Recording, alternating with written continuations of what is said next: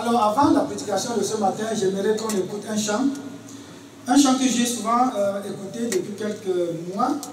Ça m'a beaucoup marqué. Alors que j'ai terminé ce message, je disais, mais Seigneur, on peut commencer par ça, ça va peut-être nous réjouir le cœur. C'est les paroles qu'il faut le plus écouter.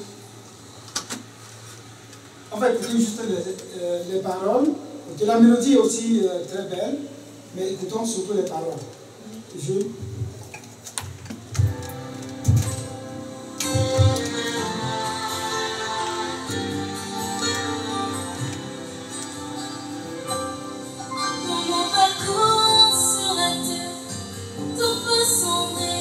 Dans mon parcours sur la terre, tout peut sombrer.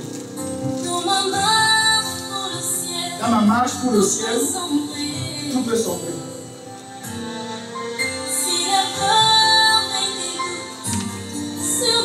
Si la peur, ou encore si le doute, mais le doute sur mon chemin, je chanterai, tu es fidèle. Emmanuel, le Dieu qui est avec nous, le Dieu qui est parmi nous.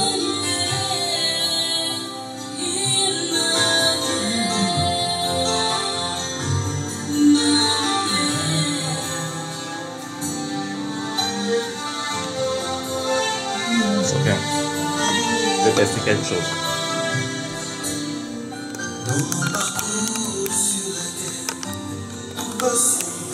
Dans mon parcours sur la terre, tout peut sombrer. Dans ma marche pour le ciel, tout peut sombrer. Si la peur met des doutes sur ma route, je chanterai, tu es fidèle. Emmanuel. Si la peur met des doutes dans mon cœur, sur mon chemin, dans la marche avec Dieu, je chanterai, Éternel, tu es fidèle. Et je chanterai ta fidélité, parce que ta fidélité n'est pas fonction des difficultés auxquelles je fais face. Emmanuel, je chanterai ta fidélité.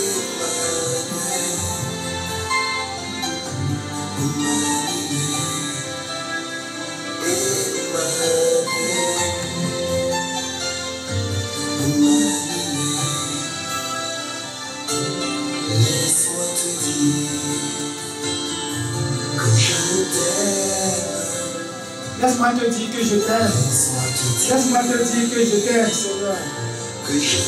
Laisse-moi te dire que je t'aime. Merci mon frère, on peut l'arrêter ainsi. Très souvent dans notre marche avec Dieu, oui, Dieu nous aime, on le sait, mais quand viennent quelques difficultés, on abandonne de lui dire, Seigneur, je t'aime. On abandonne très souvent de lui dire, je reste avec toi, car je sais que tu es fidèle. Quand les difficultés arrivent, on formule aussi des mauvaises prières.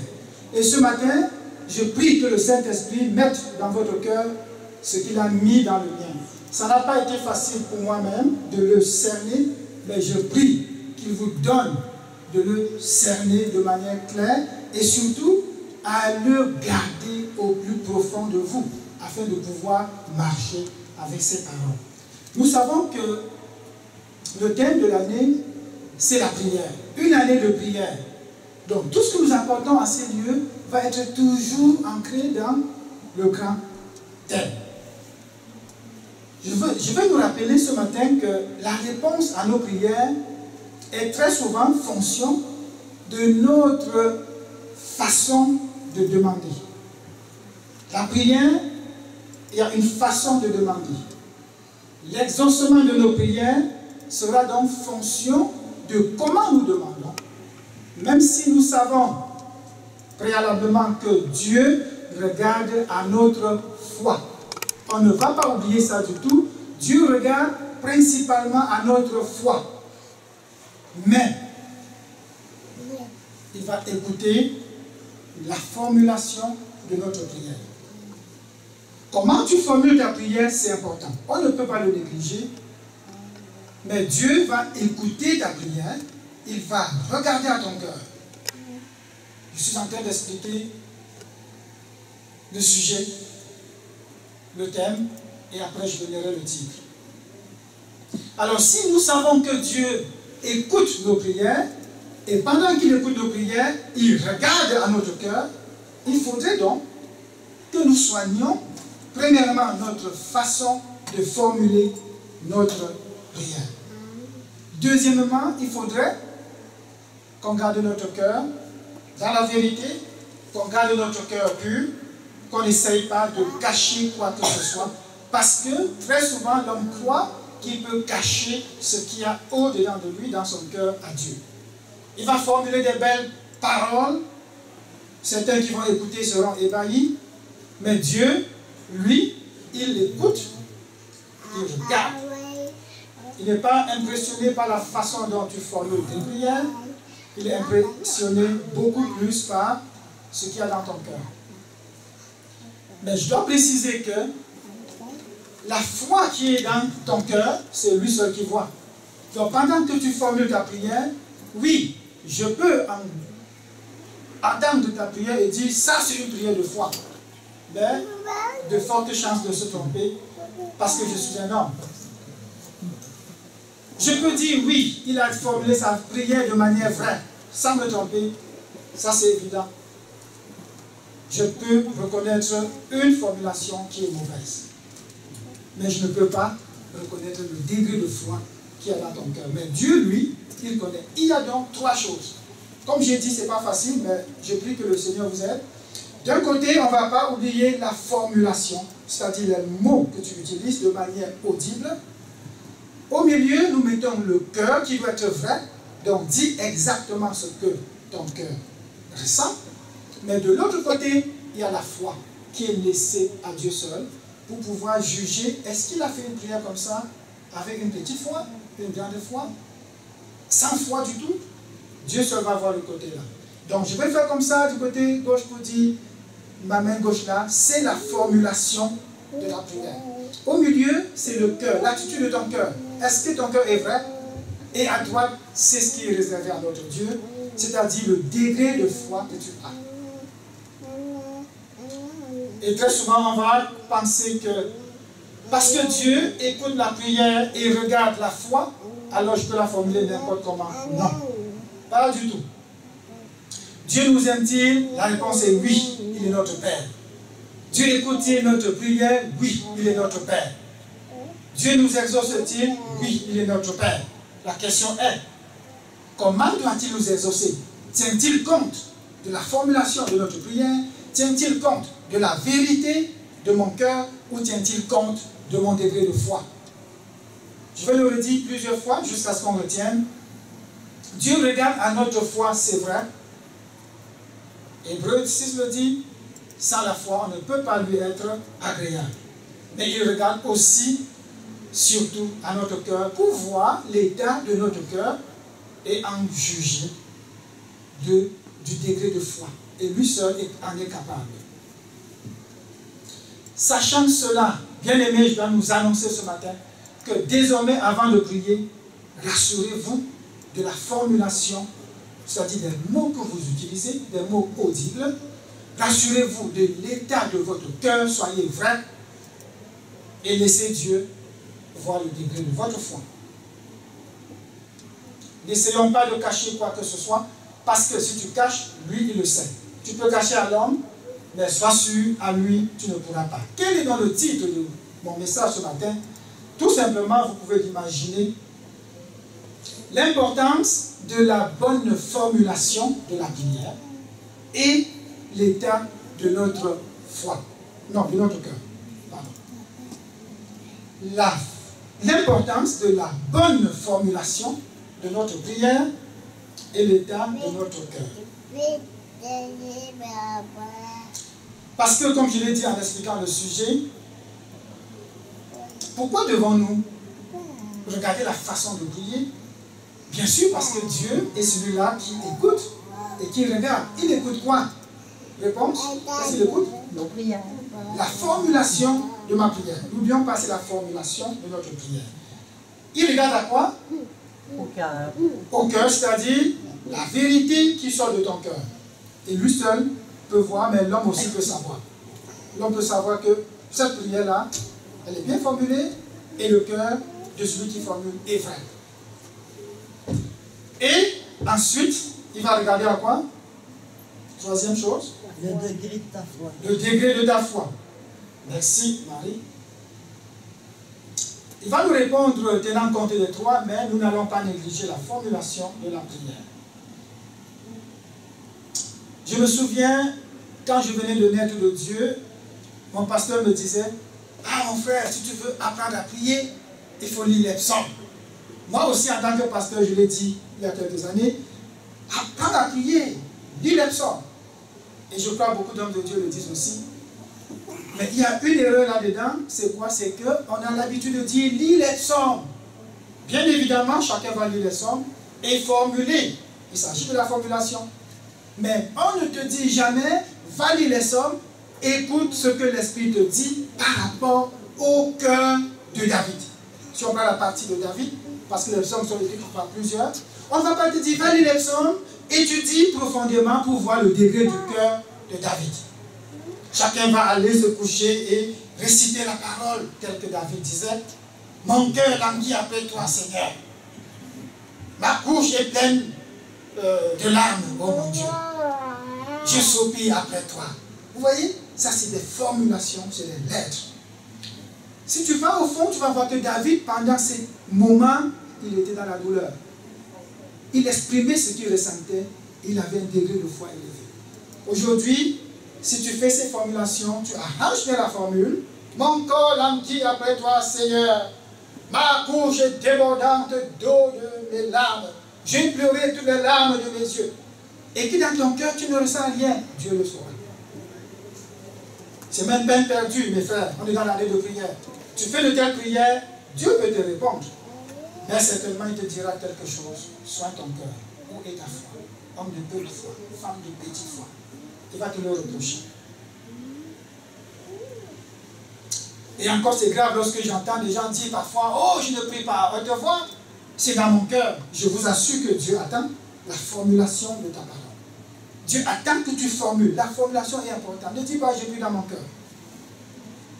Beaucoup ont honte tout à fait de prier à haute voix parce que, aussi, lorsqu'on entend des formulations comme ceux qui imitent David, ils disent, ah, je ne connais pas la parole, je ne peux pas prier, alors je me tais. C'est aussi mauvais. Lorsqu'on dit année de prière, l'église va prier, parfois à haute voix tous ensemble, n'écoute pas la formulation de ton frère ou de ta soeur, ça pourrait t'empêcher de prier. Certains vont dire, je ne connais pas les versets bibliques. Comment dois-je prier parmi les gens si je ne connais pas les versets bibliques? Alors je reste chez moi. Non, pas du tout. Une année de prière, une année où ensemble l'église va prier. C'est une erreur de rester à la maison en disant, je ne peux pas prier le vendredi, je ne peux pas faire la nuit de prière, je ne sais pas prier. Non, il faut venir et prier. Il y a donc ce que je peux appeler en tant qu'homme, mauvaise prière. Il y aura bien sûr, évidemment, mauvaise réponse du Seigneur. Il y aura une bonne prière, il y aura une bonne réponse. Mais Dieu seul sait ce que c'est qu'une bonne prière et ce que c'est qu'une mauvaise prière. Parce qu'il va annoncer un peu rapidement dimanche passé une différence qu'il y avait entre, on connaît la conversation entre Marie et l'ange. Il a dit, et je suis bien d'accord, c'était dans Luc 1:34, lorsque l'ange parle à Marie, Marie dit, comment cela se fera-t-il, Seigneur? Vous voyez, une question. Comment cela se fera-t-il? Et elle explique, puisque je ne connais pas d'homme. Il a aussi fait allusion en comparant avec Zacharie, qui lui a fait la même chose, il a dit la même chose. Ça c'est un peu en avant, dans Luc 1:13, il a dit ceci. À quoi reconnaîtrai-je cela? Même question. Car je suis vieux et ma femme est avancée en âge. Même formulation. Mais pour l'un, l'ange a trouvé qu'elle avait la foi. Puisque à la fin, elle a dit, que cela soit fait selon ta volonté. L'ange a dit à Zacharie, moi, l'ange Gabriel, tu seras muet jusqu'à ce jour-là. Pourquoi? Parce que tu n'as pas cru. J'ai fouillé là, je n'ai pas vu à quel moment je peux dire Zacharie n'a pas cru. Puisque c'est la même formulation. Donc, c'est pour cela que je dis, Dieu seul va savoir ton degré de foi. Mais nous pouvons toutefois analyser la formulation pour savoir est-ce que cette formulation est bonne ou mauvaise. Et là-dessus, je donne un exemple. J'ai entendu ça d'un homme de Dieu, il expliquait sa vie et il a dit ceci. Il a dit qu'il y a quelques années, il était encore dans ses débuts, il a fait une prière, il a formulé sa prière ainsi. Seigneur, je veux aller étudier à l'université, disons A, et j'hésite entre l'université A de la ville A et l'université B de la ville B. Qu'est-ce que je fais, Seigneur? Voilà sa formulation. Je veux aller en formation biblique. Où aller? A ou B? Le Seigneur lui a dit B. Voilà la réponse en fonction de la formulation. B. Le monsieur est allé à l'université B, il a déménagé, il a payé ce que ça pouvait coûter, il s'est engagé dans le manuel et tout. Quelques semaines après, il entend la voix de Dieu un soir, lui dit, appelons-le Jacques. Jacques, il faut que tu rentres et tu ailles, on donne le nom du village qui est C, tu vas te former auprès de tel homme de Dieu. Et c'est dans l'église de cet homme de Dieu qu'il faisait le témoignage. Il dit, ah, on dirait que j'ai somnolé. La parole entre dans son cœur encore vivement. Non, il faut que tu rentres, que tu ailles dans la ville C. Il dit, mais Seigneur, je suis ici en formation. Ça dit encore, tu iras en formation dans l'église de la ville C, chez le pasteur Tel. C'était évident pour lui. D'après ce qu'il disait, il dit, Dieu dit, non, non, non, ça c'est ma pensée. Il a rejeté. Il a rejeté, non, non, c'est ma pensée. Dieu ne peut pas faire ça. Puisque c'est lui qui m'a dit, il y a moins de 3-4 semaines, va à l'université B, de la ville B. Dieu ne se contredit pas, il a rejeté. Le matin, il se lève, pendant qu'il va encore prier, Alléluia Seigneur, ça sonne encore dans son cœur. Je t'ai dit, ville C. Il se met à pleurer, il dit, Seigneur, maintenant il se met à parler avec Dieu. Il dit, Seigneur, n'est-ce pas toi qui m'as dit d'aller, de venir ici à l'université B? Écoutez bien ce que le Seigneur lui a répondu. Il dit, oui, bien sûr, c'est moi. Il dit, mais pourquoi me dis-tu maintenant que j'ai dépensé l'argent? Pourquoi veux-tu encore que je... Et ce village, très loin comme ça? Dieu lui dit, mais oui, c'est le choix que tu m'avais donné. Tu m'avais dit A ou B. Et B était le meilleur choix. Il a fondu en larmes, il a demandé pardon à Dieu, il dit, Seigneur, désormais, j'apprendrai à te demander quelle est ta volonté. Et Jésus nous rappelle la même chose. Ne faites pas les prières en formulant, en limitant déjà, en disant ce que vous voulez. Dieu va vous répondre en fonction de votre prière, mes bien-aimés. Veux-tu que j'aille à A ou à B? Il va te dire A ou B. Mais tu te dis, Seigneur, que veux-tu que je fasse? Ah, quelle belle formulation. Il va regarder, la formulation est en bonne, il va regarder ton cœur. Quel est l'état de son cœur? Veut-il aller étudier la parole pour aller se vanter? Je suis docteur en théologie. C'est ce que tu veux? Tu vas regarder ton état de cœur, va dire, oh non, mon ami, transforme d'abord ton cœur. Et sa parole va d'abord te transformer. Et c'est petit à petit. Quand le temps viendra, il va te dire, jeune homme, oui Seigneur, va te former maintenant. Ah, et tu vas courir. À défaut, tu dis, Père, qu'est-ce que tu veux que je fasse? Il va te dire, va à tel endroit. Donc la formulation est très importante. Deuxième exemple d'une mauvaise prière ou encore d'une bonne prière, c'est vous qui allez juger. Malgré la bonne attitude de cœur, c'est l'entretien de Jésus avec Simon-Pierre qui se retrouve dans Matthieu 14. On va voir le verset 28 à 33. Matthieu 14, 28, 33. Pierre lui dit, Seigneur, si c'est toi, ordonne que j'aille vers toi sur les eaux. Et il dit, viens. Donc, Pierre, Simon-Pierre, va répondre à Jésus, on va voir le contexte après. Seigneur, si c'est toi, ordonne que j'aille vers toi sur les eaux. Et il dit, viens. C'est Jésus qui dit, viens. La suite, Pierre sortit de la barque et marcha sur les eaux pour aller vers Jésus. Verset 30. Mais voyant que le vent était fort, il eut peur, et comme il commençait à enfoncer, c'est-à-dire à s'enfoncer, il s'écria, Seigneur, sauve-moi. Verset 31. Aussitôt Jésus étendit la main et le saisit et lui dit, homme de peu de foi, pourquoi as-tu douté? Verset 32. Et ils, c'est-à-dire Pierre et Jésus, montèrent dans la barque et le vent cessa. Ceux qui étaient dans la barque vinrent se prosterner devant Jésus et dirent, tu es véritablement le Fils de Dieu. Amen. Amen. Est-ce que vous avez écouté? J'ai l'impression qu'il y a une seule qui a écouté ça. Je dis, Seigneur, comment comprendre ces choses? Comment on va pouvoir comprendre? Et nous prions que le Père nous aide. Je dois rappeler ici le contexte. Pour mieux expliquer le contexte, on peut retourner au verset 21, 22, pour voir. 21, 22, je ne l'ai pas, si c'est au tableau, on va le lire au tableau. Ceux qui avaient mangé étaient au nombre de 5000 hommes, sans compter les femmes et les enfants. Ça, c'est le contexte de Jésus vient de nourrir 5000 hommes, de 5 pains et de 2 poissons. Aussitôt après, Jésus pressa ses disciples de remonter dans la barque pour qu'ils le précèdent à l'autre côté du lac pendant qu'il renverrait la foule. Donc, Jésus vient de donner à manger à la population. Il demande à ses disciples de s'avancer de l'autre bord et lui, entre-temps, il va rester demander à la foule de s'en aller.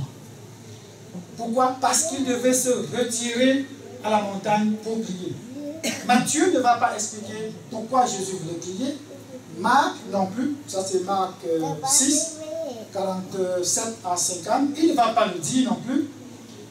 C'est plutôt Jean 6 qui va essayer de donner les raisons pour lesquelles Jésus est resté. 6, verset 15 à 21.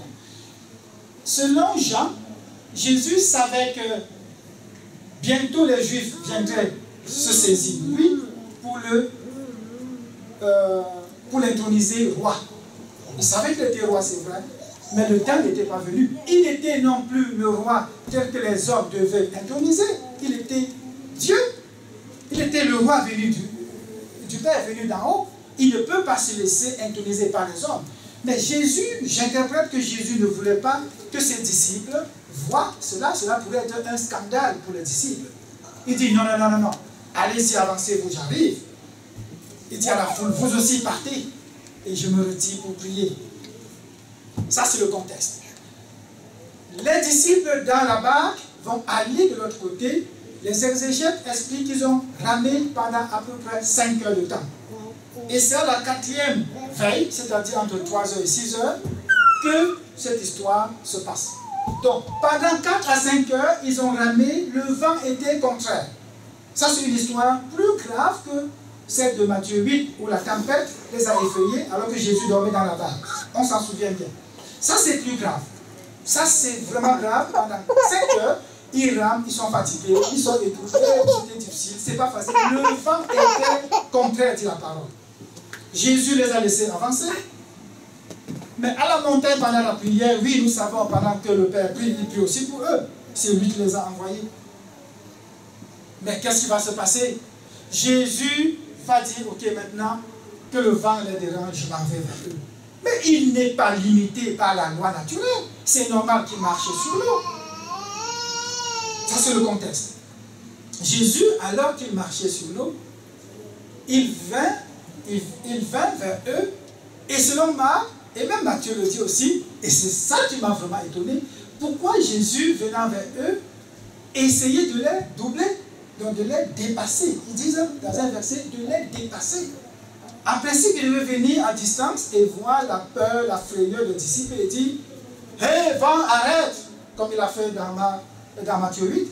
Mais ce n'est pas ça. Jésus marche sur l'eau, il vient, il continue, il arrive, eux, il veut les doubler. Tous les gars, ils disent, non, il y a un problème. C'est quoi? Comment ils l'ont appelé? C'est un fantôme. Merci, celle qui connaît la parole. C'est un fantôme. Et c'est tous qui le disent. Hein? C'est tous les disciples. C'est un fantôme. C'est un fantôme. Oui, depuis d'abord, je me suis dit, c'était la nuit. Ils étaient fatigués.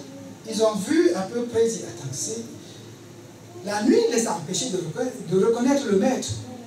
Mais Jésus a dit, un verset plus bas, rassurez-vous, c'est moi. Personne n'a reconnu la voix du Seigneur. Personne. Peut-être Simon-Pierre.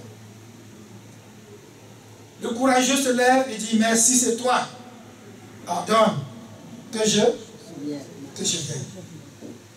Ça, c'est la première prière qu'on va voir aujourd'hui. Prochainement, on va voir la deuxième prière. Ordonne que je vienne, si c'est toi. Donc, on a deux prières ici. La première, c'est bien sûr, Seigneur, si c'est toi, ordonne que j'aille vers toi sur les eaux. La deuxième prière sera, Seigneur, sauve-moi. Ça, c'est les deux prières qui se dégagent de ce texte. Aujourd'hui, c'est la première qu'on va analyser de fond en comble. On va se rendre compte que, justement, dans cette prière, il y a des problèmes. Très difficile à expliquer, très difficile à comprendre, même spirituellement. Oh, Seigneur. Que se serait-il passé si Simon-Pierre avait dit, si c'est toi, Seigneur, si c'est toi? Bon, c'est vrai que dans le Seigneur, il y a déjà des marques qui nous font croire qu'ils savaient que ça devait être Jésus. Mais oublions le Seigneur. Disons plutôt, si c'est toi, ordonne que je vienne. Si c'est toi. Il aurait pu poser la question en disant, Seigneur, si c'est toi, ordonne que je voltige vers toi. Qu'est-ce qu'il a empêché de dire? Voltiger, c'est voler.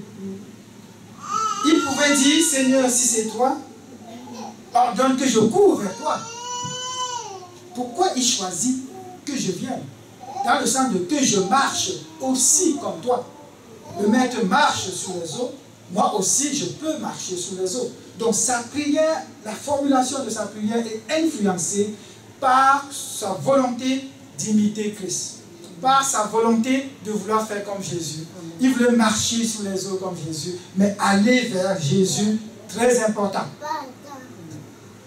A priori, je peux dire, sans risque de me tromper, que Pierre savait qu'il n'y a que Jésus pour marcher sur les eaux. Parce qu'aucun homme ne peut marcher sur les eaux. Et c'est d'où la frayeur de tous les disciples. Parce qu'on n'a jamais vu un homme marcher sur les eaux. On n'a jamais imaginé cela.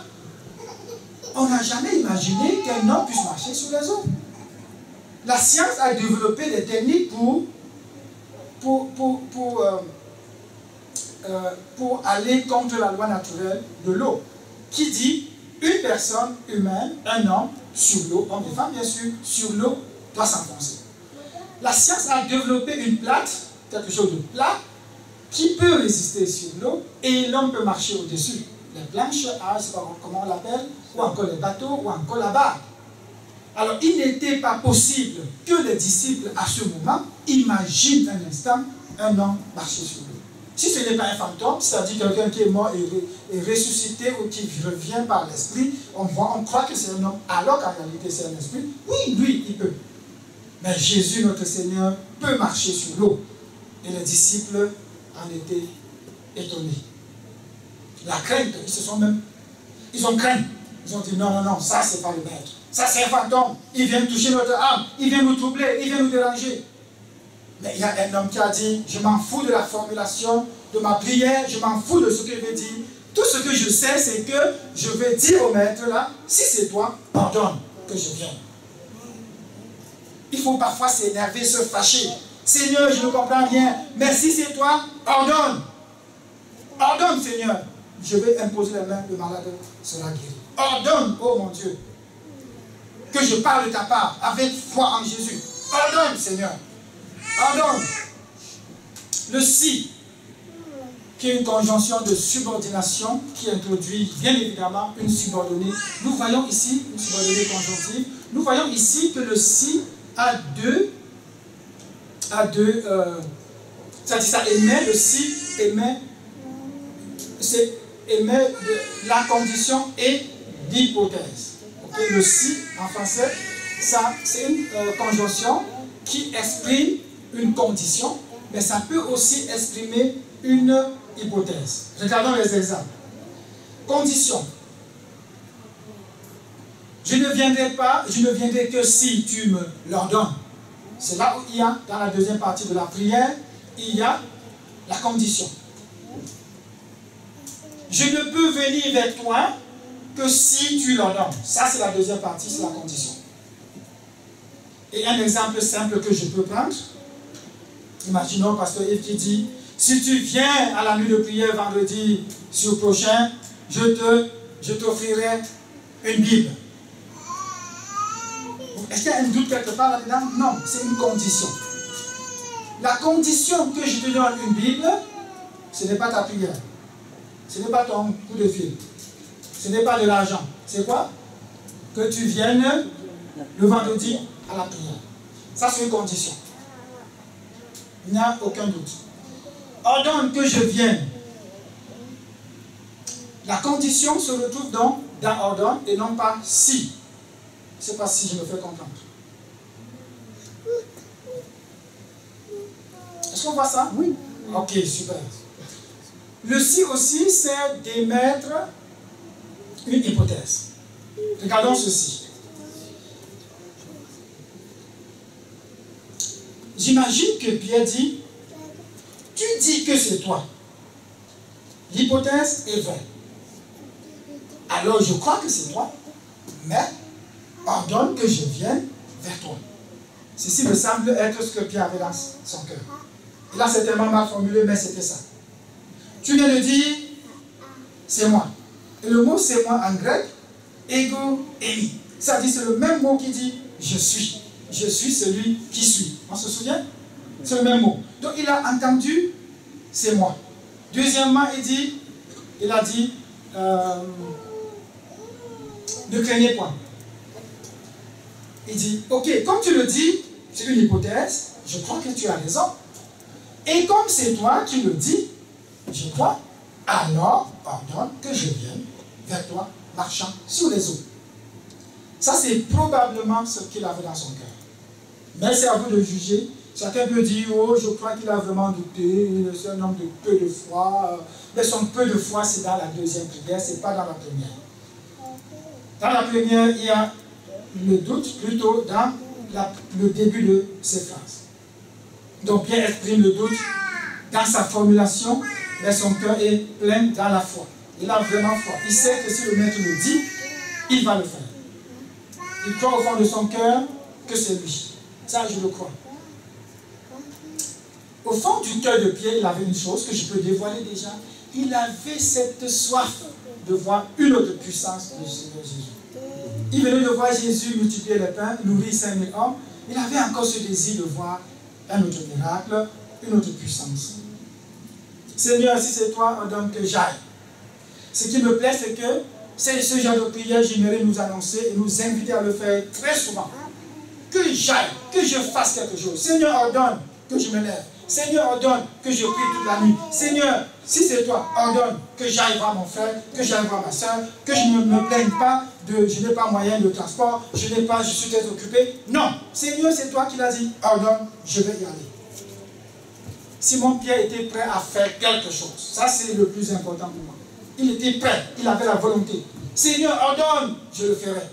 Oui, on va s'attarder sur le si, c'est toi. C'est important aussi. Un peu de doute là-dedans, je dirais oui et non. Seigneur, ordonne que je prêche, que je prêcherai. Seigneur, ordonne que j'étudie la parole tous les jours, je le ferai. Seigneur, ordonne que j'impose les mains aux malades, je le ferai. Seigneur, ordonne que je fasse et je le ferai. Ordonne que je prie, Seigneur, je prierai. Toute l'année, je vais prier. Et je ne veux pas que quelqu'un dise, oh Seigneur, oui, tu as dit au pasteur, l'année de prière, moi tu ne m'as pas encore dit, j'attends que tu le dises. Je peux me coucher et dormir et dire, priez pour moi, mes bien-aimés, priez pour moi, je dors, je ronfle. Non, tu dis, Seigneur, tu as dit, j'ai entendu, tu as ordonné, je vais prier. Et que personne de l'église ne dise cela, s'il vous plaît. Et Jésus a répondu, viens. Jésus a dit, viens. La réponse de Jésus, c'est purement fonction de cette formulation. Il dit, viens. À la phrase viens, Simon Pierre va sortir de la barque. Quelle puissance! Il dit, mon Dieu, Ça, c'est un homme qui sait, dans son cœur, il sait que la loi physique qu'il connaît bien ne lui permet pas de sortir de la barre. Et je n'ai pas l'impression que Simon-Pierre a fait comme ma femme. C'est-à-dire, tant qu'avoir un pied, tâter un peu le terrain, s'assurer que c'est solide, avant de s'appuyer sur la barre, sortir pour dire, ah, j'ai testé un pied, c'est bon, je marche avec le pied. Non. J'imagine qu'il a sauté directement en disant, Seigneur, comme tu l'as dit, je viens. Et il a marché effectivement sur les eaux. Il a marché sur les eaux.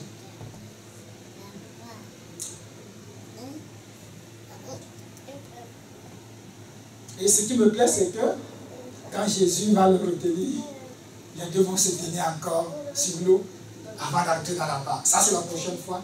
On va l'insérer dans le message de la prochaine fois. Parce qu'il a failli sombrer, le Seigneur l'a soutenu.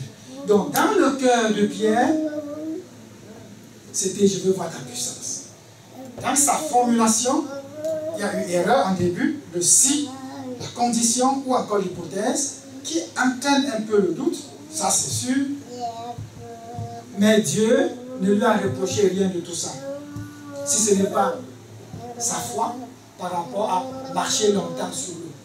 On verra plus tard. Jésus n'avait pas exigé, et il n'exige de personne qu'on marche sur l'eau. On est d'accord? Jésus n'a jamais exigé que les enfants de Dieu marchent sur l'eau. Il y a 2 femmes qui sont mortes au Gabon à l'époque. Elles allaient évangéliser, elles arrivent, il n'y avait plus, il y avait beaucoup d'eau. Les policiers étaient là, on empêchait les gens de traverser. Elles ont dit non, non, nous sommes des intercesseurs, c'est le Seigneur qui nous a envoyés. Le rendez-vous est là-bas. On nous attend, on va aller prêcher la parole là-bas. Tenons-nous les mains, par la foi, on va marcher sur l'eau, car Jésus a marché sur l'eau. Au milieu de l'eau, la vague les a emportés. C'est une histoire que j'ai entendue, racontée, je ne l'ai pas vue, mais ça peut être vrai. Il y en a qui croient qu'ils vont faire ce qui vient de leur cœur que de faire ce que Dieu a dit. Simon-Pierre ici a dit, pardonne, il faut que j'entende ta voix. Seigneur, si j'entends ta voix, effectivement, la parole de Dieu vient avec la puissance qui permet de marcher sur l'eau. Mais il fallait que Jésus laisse Simon-Pierre marcher sur l'eau. Pourquoi? Il voulait enseigner quelque chose aux disciples. Il voulait faire une démonstration de qui il est. Il dit, Ego Emi, c'est moi, je suis. Ne croyez pas que je suis humain comme vous, même si vous voyez comme je suis un homme, mais j'ai la puissance suffisante pour marcher sur les eaux. Et Simon-Pierre avait cette volonté de marcher sur les eaux. Malheureusement, la formulation de sa prière nous laisse un peu penser qu'il y avait une mauvaise illustration, un mauvais mot, le si. Et pour nous faire rire un peu, c'est trop sérieux depuis quelques minutes, détendons-nous. Au Gabon, il y a une histoire que j'ai eu dit, j'espère que vous allez lire comme moi. Un homme de Dieu qui prêche, emporté par la foi très grande, il dit, oh Seigneur, enlève-moi. Pendant qu'il fait ça, imaginez, il décolle du sol. Vous connaissez les églises bien hautes là. Il monte, il dit, ah, il avait les yeux presque, je ne suis pas fermé. Enlève-moi. En étant, il est en train de monter. Seigneur, enlève-moi, je suis prêt, enlève-moi. Après, il ouvre les yeux, il se retrouve dans les airs. Il dit, waouh, il se met à crier. Il tombe par terre, boum. Il se cogne bien là au sol. L'église se lève, on ne comprenait rien là. On dit, mais c'est quoi ça? Il y a une voix qui est sortie de quelque part, en lui disant, pasteur, tu as manqué de foi. Pendant qu'il tenait son pied, il a entendu cette voix dans plusieurs cris et tout ce que vous pouvez imaginer. Quand il s'est remis en lui, il a pris le microphone. Il a dit, avant de continuer mon message, je vous rappelle, à celui qui a dit, pasteur, homme de peu de foi, je vais te rappeler, non, j'ai eu la foi. Et c'est elle qui m'a fait monter dans les airs.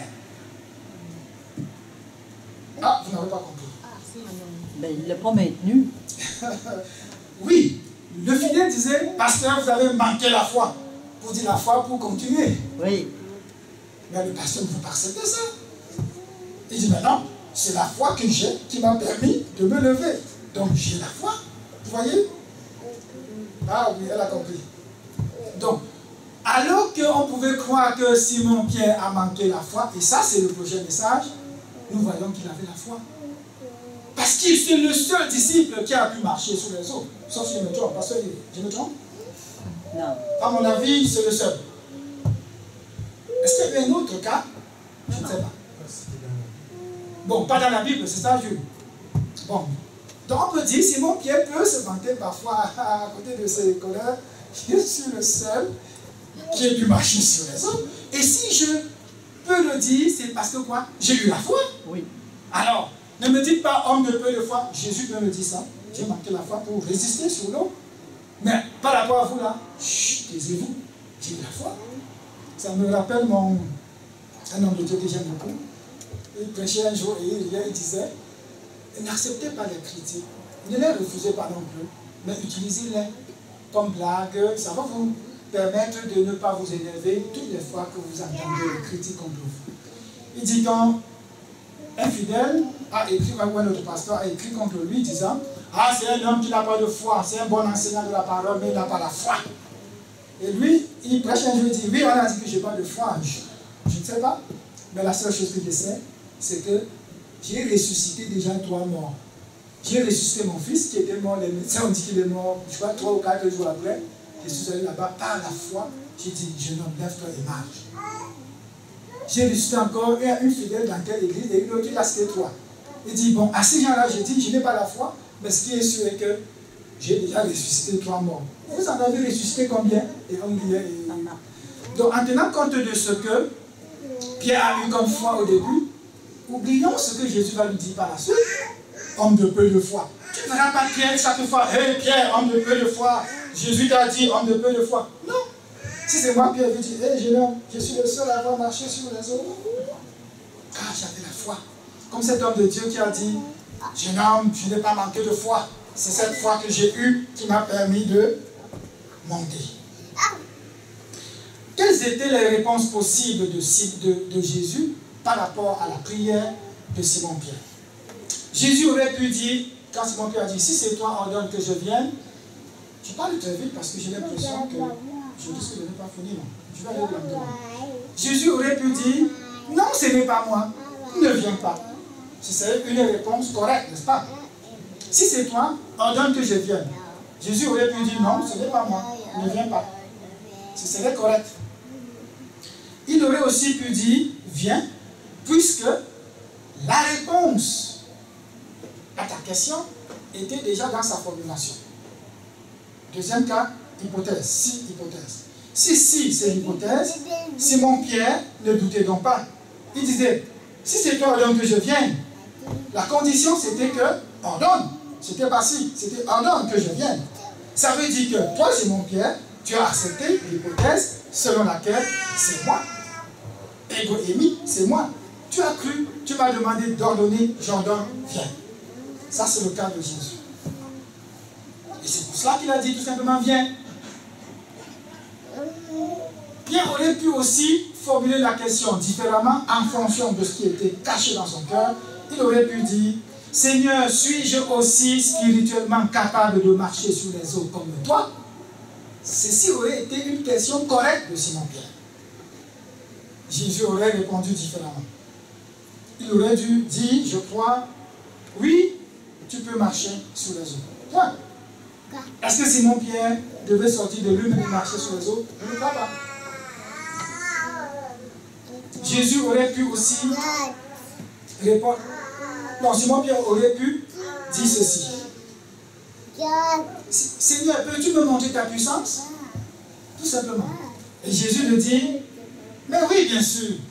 Soit, va, arrête-toi, va, change de faire des tours, ou encore, calme-toi, ou encore, si possible, Simon-Pierre, fais-le. Dis simplement, va, arrête-toi. Tout ceci était possible. Quelques constats. On vient de dire que Jésus n'a jamais exigé qu'un homme marche sur l'eau. C'est en fonction de la formulation de la prière de Pierre que Jésus a dit, viens. Bien évidemment, en marchant sur l'eau.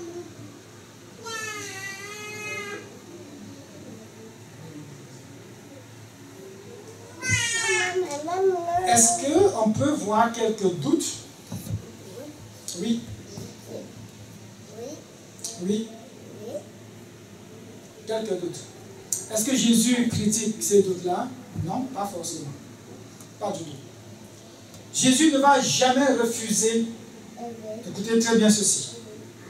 Jésus ne refusera jamais lorsqu'un homme demande à venir vers lui, ou mieux encore à venir à lui. Jamais. Quelle que soit la formulation de ta prière. Très important de le préciser, parce qu'un autre peut dire, ah, j'avais envie de donner ma vie à Jésus, de venir à lui, mais le pasteur a dit de bien formuler, de regarder l'état de mon cœur et de savoir quelle est ma foi. Non, pas du tout. Ici, il dit, je viens à toi, dis-moi, ordonne et je viens. Je veux venir. Bien évidemment, dans sa formulation, il peut avoir erreur. Mais Jésus ne reproche pas à Simon-Pierre son si. Pas du tout. Il va lui dire plutôt, homme de peu de foi par rapport au fait qu'il n'est pas tenu longtemps sur l'eau. Donc dans le cœur de Pierre, il y a une chose. La formulation de sa prière, c'est différent. Jésus va dire, viens. Si tu lui dis, Seigneur, je veux venir, il va dire, viens. Seigneur, je veux courir à toi. Cours. Seigneur, je veux voler vers toi comme un oiseau, il va dire, vole. Seigneur, je veux sauter vers toi, saute. Seigneur, je veux même ramper vers toi. Il va dire, rampe. Seigneur, je veux marcher vers toi. Il va dire, viens, jeune homme. Viens, jeune fille, viens. Mais il faut que tu décides vraiment venir. Oublie les formulations. Oui, il y a 3 niveaux de doute dans la prière de Pierre. Ces doutes, je les appelle doutes apparents. Parce que, au fond, ce n'est pas du doute. Premièrement, comme les autres disciples, ils ont douté que c'était Jésus, ils ont cru que c'était un fantôme. Deuxième niveau de doute, ils ont douté, est-ce qu'un homme peut marcher sur l'eau? Jésus, là, peut marcher sur l'eau, il ne savait pas. Il y a un peu de doute là-dedans. Troisième niveau de doute, il a douté que lui-même pouvait marcher sur l'eau. Mais il savait une chose, c'était que si c'est vraiment lui, et qu'il ordonne que je vienne, je viendrai. Ça, c'est une certitude dans le cœur de Simon-Pierre. Et on connaît bien l'homme. Simon-Pierre, c'est quelqu'un qui il se lance tout simplement, d'après ce qu'il entend, il se lance avant d'ouvrir les yeux, après il dit, hey, c'est comment ça, c'est quoi? Il agit d'abord et c'est après qu'il réfléchit. C'est ça Simon-Pierre. Remarque très important, Jésus n'a jamais reproché le premier doute, ni le deuxième, ni même le troisième. Il n'a rien reproché à Simon-Pierre. Il n'a pas dit, Simon-Pierre, pourquoi as-tu douté? J'ai bien dit c'est moi. Tu ne crois pas que c'est moi? Non. Il n'a non plus dit, pourquoi avez-vous cru que c'est un fantôme? Hey, vous avez douté? Non plus. Simon-Pierre, ne sais-tu pas que tu peux marcher sur l'eau? Non plus. Mais plus tard, il va dire, homme de peu de foi. Pourquoi? On verra ça plus tard. Simon-Pierre savait une chose, il était sûr et certain que si le Seigneur ordonne, il viendrait à lui. Il ferait ce qu'aucun homme n'a jamais pu faire, marcher sur les eaux. Simon-Pierre a une ferme confiance en son Seigneur. Une ferme confiance. Il a même fait de lui son Dieu à lui seul. Là où tous les autres étaient cloîtrés, pleurnichants, craintifs, peureux dans la barre, peut-être disant encore c'est un fantôme, c'est un fantôme. Simon-Pierre se lève. Seigneur, si c'est toi, ordonne que je vienne. Quand le Père dit viens, il se lève, il marche. Il marche. Il marche. Les autres le regardent, aigris, fâchés, énervés. Simon-Pierre s'en fout. J'ai marché sur les eaux. Oui, la formulation était mauvaise. Oui, le Seigneur pouvait me le reprocher. Mais il n'a pas fait. Pourquoi? Parce que le plus important pour Jésus, c'est viens. Tu veux venir, viens. Tu veux voir ma puissance, viens. Combien de fois avons-nous fait des prières comme Simon-Pierre? Parfois, une prière mélangée de doute, mélangée de crainte, mélangée de foi, méli-mélo. Si on imagine que Pierre était comme les autres disciples, craintif, peureux, et que dans sa peur, il a quand même pu prier. Même s'il a mal formulé, il a quand même pu prier. Parfois, la douleur est grande. On pleure, on prie. J'ai une soeur qui dit très souvent, je pleure, et ma joue, c'est comme les fleurs, je ne sais pas comment elle le dit souvent, ma joue, c'est comme les fleurs du Seigneur qui me jardin. Et mes larmes arrosent les fleurs, le jardin de Dieu. Je dis oui, c'est mon cœur, c'est ça que j'apporte devant le Seigneur. Mais très souvent, les hommes vont dire, que vont dire les autres? Simon-Pierre n'a pas dit, que vont dire les autres disciples? Il n'a pas pensé, que vont dire les autres? Qu'est-ce qui va se passer si? Il n'y pense pas. Ce qu'il sait, c'est que j'ai quelque chose dans mon cœur, je vais formuler. Et il a mal formulé au début, mais il a bien fini. On ne peut pas lui reprocher cela. Combien de fois avons-nous prié? Seigneur, ordonne que j'aille évangéliser. Seigneur, ordonne que j'aille faire ceci, que j'aille... C'est plein. Mais après, on se couche en dehors. Bien aimé, que notre prière soit bien formulée. Soyons honnêtes comme Simon Pierre, promptes à démontrer notre foi, promptes à prier sans tenir compte. Oh, qu'est-ce que Dieu va dire? Ma formulation était mauvaise, Seigneur, alors je ne prie pas. Non, elle sera mauvaise, mais je vais prier. Mais surtout, soyez prêts, mes bien-aimés, car priant, il faut que Dieu voie dans votre cœur ce désir de sortir de là-bas. Ça, c'était l'essentiel pour moi. Cette envie de dire, je quitte du lieu où je suis et je veux aller vers le Seigneur. Je veux quitter, sortir de là-bas. La science a dit ceci, sur laquelle je me tiens. Non, Seigneur, tu as ordonné, je sors de là et je viens. Je ne sais pas comment sera le sol. Solide ou pas, je ne sais pas. Mais tu as ordonné, je viens. Beaucoup pensent à la formulation et ça les effraie. Je me suis dit moi-même, Seigneur, ce message, est-ce que je dis, est-ce la foi ou la prière qui a amené Simon-Pierre à marcher sur les eaux? Je ne sais pas. Quelqu'un peut dire, c'est la foi de Simon-Pierre. Jésus a vu la foi de Simon-Pierre. Il a dit, viens, la puissance de la parole l'a amené à venir. Oui, c'est vrai. Un autre va dire, oh non, pas vraiment. Je crois que ce n'est pas la prière, c'est la foi. Jésus n'a regardé que la foi. Moi, je dis, c'est les deux. Jésus a écouté la prière de Pierre. Jésus a regardé la foi de Pierre. C'est les deux. Les autres disciples pouvaient être jaloux de Simon-Pierre. Les autres disciples pouvaient dire, tu te prends même pour qui? Tu es toujours en train de vouloir imiter le maître. Le maître marche, toi aussi tu veux marcher. Les autres pouvaient tout dire et effrayer Simon-Pierre. Jésus t'a demandé quoi? Pourquoi tu lui poses la question comme ça? Laisse-le tranquille. Laisse-le. Il doit venir vers nous, on va le voir, il va nous aider. Pourquoi tu lui dis si c'est toi? D'ailleurs, il t'a même insulté, non? Homme de peu de foi. Désormais, ne prie plus. Simon-Pierre, tu as oublié qu'il s'agit de l'eau.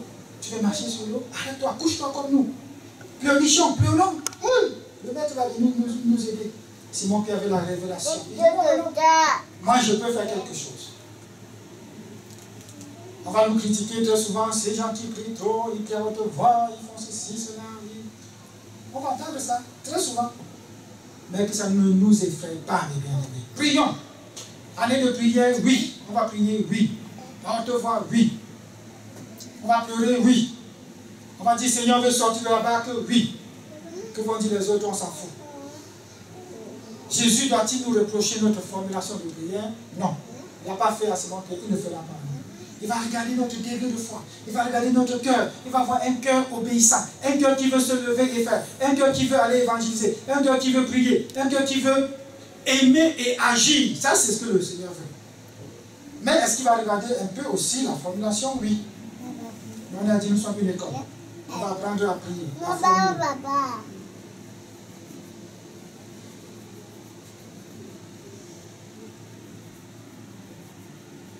Simon-Pierre savait qu'il n'avait aucun pouvoir en lui, sauf si ce pouvoir venait de la parole de Dieu. Et il savait que si ce pouvoir vient, il était capable de marcher sur les traces du Seigneur, de marcher sur les eaux. Et plus tard, quand le Père va partir, quand il va être revêtu de l'esprit de la puissance, lisez la suite. C'était un homme qui avait compris. Oui, beaucoup d'erreurs dans ses formulations, mais heureusement, Dieu ne lui a pas reproché la formulation. Il a regardé son cœur. Il lui a dit, viens. Il a regardé son cœur jusqu'à la fin, il lui a donné toute la puissance.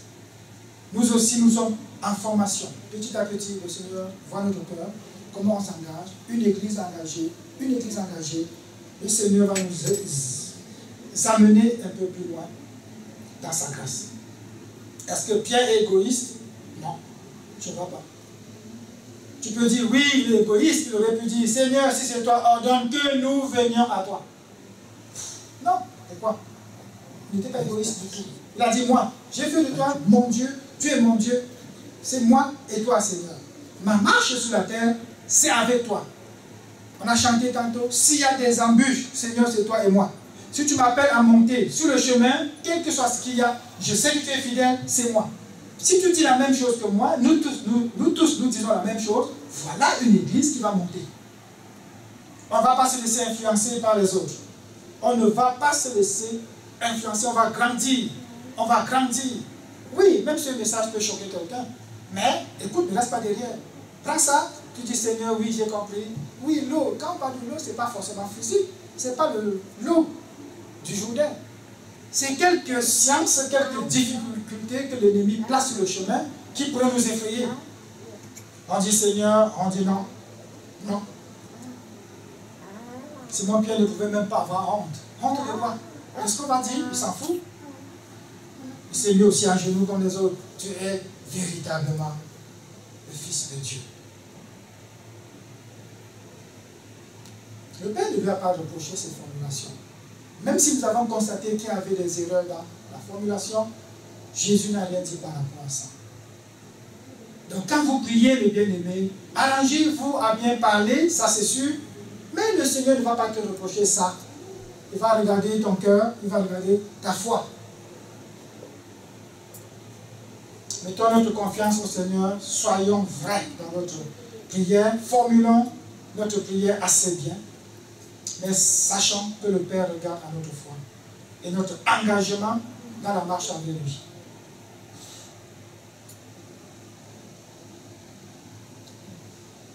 Et à ceux qui disent parfois, j'ai pris dans mon cœur, je te conseille de prier à haute voix.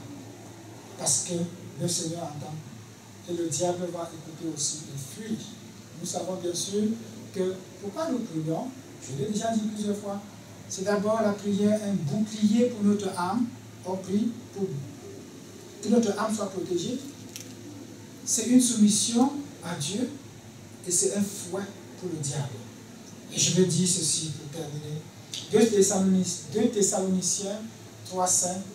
Que le Seigneur dirige vos cœurs vers l'amour de Dieu et vers la patience de Christ. Amen. Amen. Seigneur, nous te remercions pour aujourd'hui, nous te bénissons pour la suite. Seigneur, c'est toi qui nous enseignes, c'est toi qui nous formes, c'est toi qui écoutes nos prières. Oui, nous savons que nous allons bien formuler. Tu attends de nous, ô mon Dieu, aussi et surtout l'état de notre cœur, la vérité qui sort de notre cœur, mais aussi notre degré de foi. Seigneur, des personnes qui ont une foi petite, Père, nous prions que tu leur donnes de développer leur foi afin que, Seigneur, ils puissent comprendre ces choses. Pour ceux qui essayent parfois de cacher le dedans d'eux et de prier, formuler des bonnes prières selon les hommes, Seigneur, nous prions que tu leur révèles qui doivent être vrais en tout temps. Même si on prie en équipe, qu'ils soient vrais. Parce que, Seigneur, toi, tu regardes notre cœur, tu regardes notre foi, mais aussi tu tiens compte de la formulation de nos prières. Mais nous savons que dans ton amour, dans ta bonté, Seigneur, tu ne nous reproches pas la formulation. Même s'il y a quelques traces de doute dans la formulation, Seigneur, tu nous aimes et tu nous guides. Nous sommes une école entre tes mains. Saint-Esprit, tu fais l'œuvre en nous. Serre ceci au-dedans de chacun de nous et donne-nous de grandir, de marcher et de proclamer que Jésus est fidèle, quelles que soient les difficultés de la vie physique. Emmanuel est notre Dieu qui a venu. Que ton nom soit élevé au nom puissant de Jésus. Amen. Amen. Soyez